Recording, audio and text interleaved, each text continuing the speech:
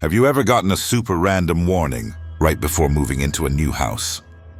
One that made you seriously wonder, is this person even sane? Well, that's exactly what happened to me. When I moved into this house, the house itself looked nice. A classic 2-story design with a small front yard. And the rent was insanely cheap for something that big. Honestly, it was too cheap. But since I needed a place fast, I just went for it the first day I saw the house. I already felt something was off. I don't know how to explain it. Like the house felt alive, but at the same time, like it had been abandoned for a long time. There wasn't much dust, just a thin layer. But what really got me was how a lot of the windows looked. Fogged up from the inside. Even though the AC was off. When I met the owner, this old man, who always buttoned his shirt all the way up to his neck. He seemed friendly, but he had this expression like he was hiding something. He gave me a quick tour of the house, pointed out which rooms were usable, which ones had to be locked, and even told me not to open one of the closets, unless absolutely necessary. Starting to sound weird, right? But the part that really gave me chills was when he handed me the keys. His hand was shaking a little as he gave me the main key, and he leaned in and whispered, "If it's past 3:00 a.m., never turn on the downstairs lights no matter what." Don't I froze for a moment. I asked, "Why, sir?" "What happens if I do?"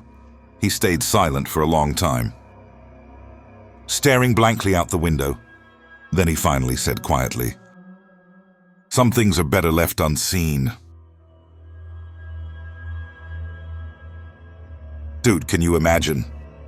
About to move into a new place and getting told that. I kinda laughed it off, tried to lighten the mood.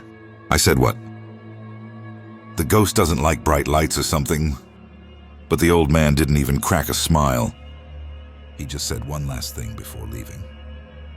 "Don't mess with it, I mean it." After he left, I sat in the living room by myself. I figured it was just one of those spooky house legends.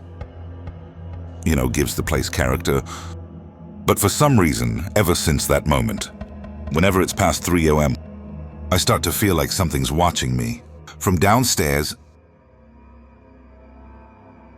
Oh, and I haven't even told you yet about the faint claw marks I found on the wall near the stairs when I was cleaning the house that night. I stayed up late, not because I was watching horror movies or playing games, but because I had a ton of work to finish. I was in the upstairs study, a small room near my bedroom. It was raining hard outside, and the wind was so strong, it made the tree out front like it was about to fall over. My laptop clock said 3:00 a.m. Everything was normal, until I heard a strange noise from downstairs. At first, it sounded like someone crumbling a plastic bag. Then that soft crinkling noise got louder and clearer. It was coming from the direction of the kitchen. I stopped typing, held my breath. My ears perked up. I thought maybe it's a cat or a rat.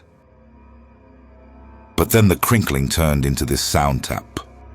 Tap, tap. Footsteps slow. Heavy like bare feet dragging across a wooden floor. The sound wasn't steady. Sometimes it felt close. Sometimes far, and what made it worse, the footsteps were heading toward the stairs. I stood up automatically, my whole body stiff. My heart was pounding like crazy. I remembered clearly what the old man said. If it's past 3 a.m., never turn on the downstairs lights. But now something was downstairs, and I couldn't see a damn thing because the lights were off. My instincts told me to turn on the light, but that old man's voice echoed in my head like a broken record, so I grabbed my phone, turned on the flashlight, and slowly peeked down from the top of the stairs. And when I aimed the light toward the living room, I saw the kitchen light was already on. I froze, couldn't move. Goosebumps all over. I knew I had turned off all the lights before. Going upstairs, I remember it. Clearly because the light switch is near the fridge. And I even got a little shock when I turned it off. I took one slow step down. Flashlight still on, but my hands were shaking so bad. The beam of light was all over the place. Then I heard it a soft sound. Breathing steady. Quiet but clear. Like someone was sitting or standing in the corner of the kitchen, just not visible from where I was standing. I wanted to go down and turn off the kitchen light, but my feet wouldn't move any further.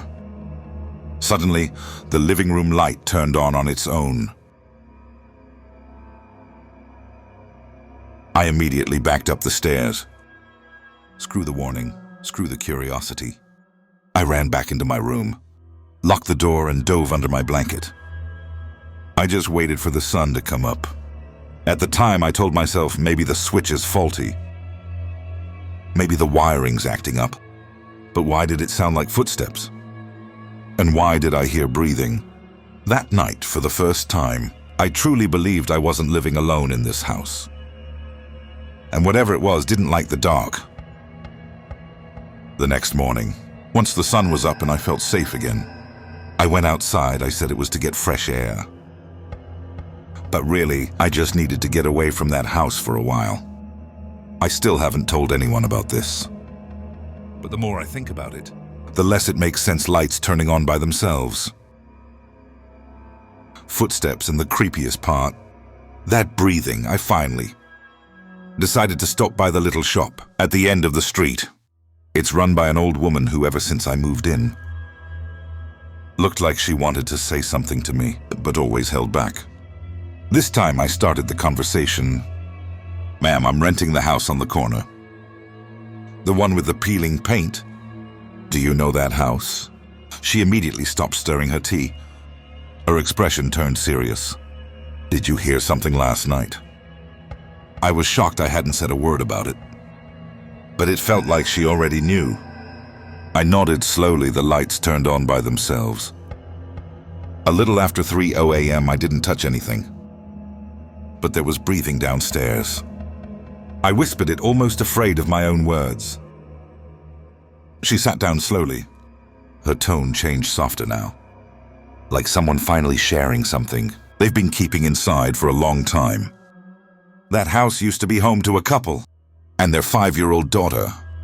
Everything was normal, just an average family. But one night, the father heard his daughter crying from downstairs. It was past 3 in the morning. He panicked, turned on the lights, and rushed down the stairs. But when the light came on, his daughter wasn't there. What he saw instead was this tall, hunched black figure standing in the corner of the living room. Its body looked human, but its face was flat. No eyes, no mouth. Nothing, just shiny. Dark skin, he screamed. But no one heard the next morning. His wife found him collapsed on the floor, eyes wide open, completely mute. All he could do was tremble and point toward the empty corner. She paused for a moment before continuing in a whisper. The daughter disappeared that night.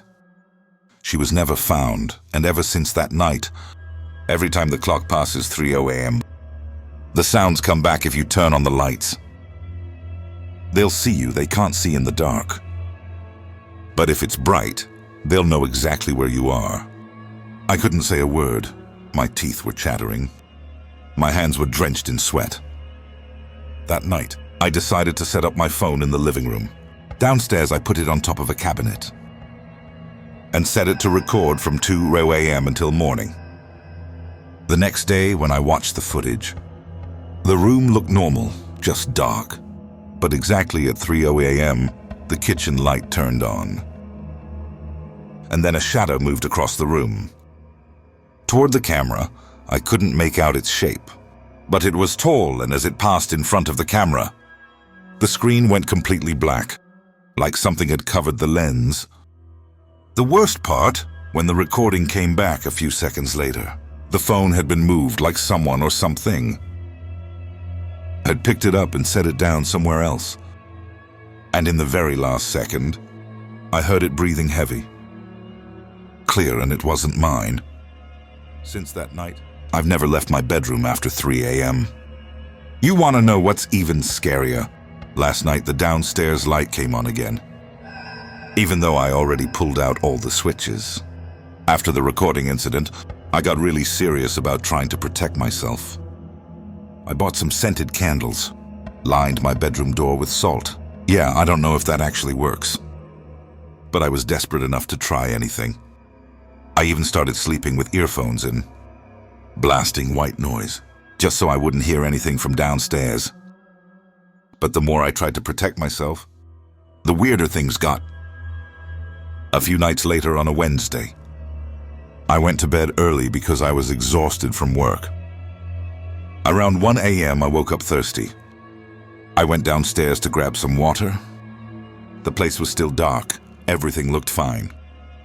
I didn't turn on any lights, just used the flashlight on my phone. But when I opened the fridge, I had this feeling, like someone was standing near the window. I caught a glimpse of a silhouette. In the oven's reflection, I couldn't see it clearly, but I knew it wasn't mine. I instantly got chills and rushed back upstairs. And from that night on, things started going missing. At first it was small stuff. My coma pen, my phone charger, but then it got worse. My shoes, the ones I kept near the front door. One day they were soaked and covered in mud, but I hadn't left the house. The part that made me lose it. My food changed. I had frozen chicken nuggets in the fridge, and the next day they turned into something else. Some weird raw meat, grayish-green in color, with a rotting smell that hit me like a punch, like a corpse that had been soaking in sewer water for days. And the final straw, I found footprints on the downstairs floor. They were small, but they didn't look like regular child-sized feet. The toes were long, the heels pointy, and worse, they were wet. Even though it hadn't rained all night, that's when I started to wonder, what if it doesn't just show up when the lights are on? What if it actually lives here, in a part of the house I've never checked? I remembered this one small door under the stairs, locked from the start. The landlord told me it's just an empty space. Don't open it. But now I'm starting to think maybe it's not empty. Maybe that's where it sleeps, or worse, where it keeps the things it takes. And I finally realized, I'm not the only one living in this house. I'm just the guest and whatever that thing is. It's the real owner.